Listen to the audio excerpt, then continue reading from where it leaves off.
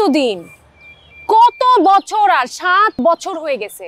7 বছরে তোমার একটা প্রমোশন হয়েছে, জুনিয়র আর্টিস্ট থেকে হিরোর ফ্রেন্ড, তারপর কোনো প্রমোশন নাই। মানুষ একটা ইন্টার্ন হিসেবে ঢুকে এমডি পর্যায়ে চলে যায়, আর একটা প্রমোশন হচ্ছে না। হিরোর ফ্রেন্ড থেকে একটা হিরোর ক্যারেক্টার পাচ্ছ না তুমি। তোমার জন্য আমি কোথাও মুখ দেখাতে পারি না।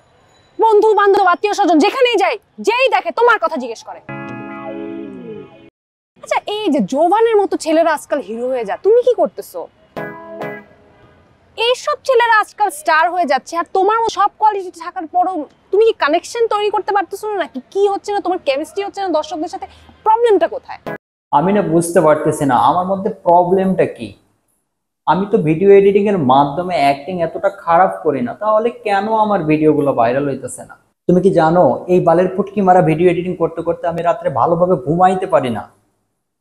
কখন যে বড় হয়ে যায় আমি বুঝতেই পারি না। তুমি কি জানো আমি একটা ভিডিওর পিছনে কত টাইম দিতেছি, কত পরিশ্রম করতেছি, তবুও আমার ভিডিওগুলো পাবলিক খাইতেছে না। আমি বুঝতে পারতেছি না আমার এনজিও হচ্ছে কিনা। তোমার এটা কেন এনজি হচ্ছে, তুমি এটা বুঝতে পারতেছো না? না, আমি বুঝতে পারতেছি না আমার মধ্যে প্রবলেমটা কি বলো তো।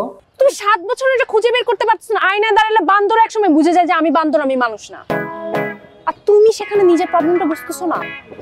হ্যাঁ, অ্যাজ এ প্রফেশন আমি ফ্রিল্যান্সার দেখে বেঁচে গেছি, অ্যাট লিস্ট কলিগদের কথা তো শুনতে হয় না। আর তুমি ফ্রিল্যান্সার হওয়ার চক্করে নো ল্যান্সার হয়ে বসে আছো। যদি অ্যাক্টিংটা না পারো ছেড়ে দাও, এসব হিরোগিরির পিছনে অনেক সময় নষ্ট হয়েছে, এবার একটা চাকরি খুঁজো। আমি আর তোমার কোনো এক্সকিউজ শুনবো না, প্লিজ।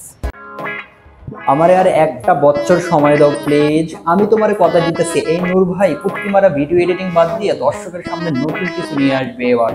তোমার এই এক বছর করে তুমি আমার লাইফে 3 বছর নষ্ট করছো, আর না।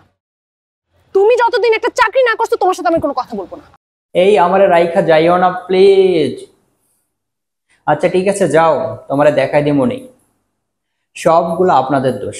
আপনারা যদি আমার ফেসবুক পেজে একটা ফলো দিতেন আর ইউটিউব চ্যানেলে যদি একটা সাবস্ক্রাইব করতেন, তাহলে এই বেটি মানুষের কথা নূর ভাইরে শোনা লাগতো।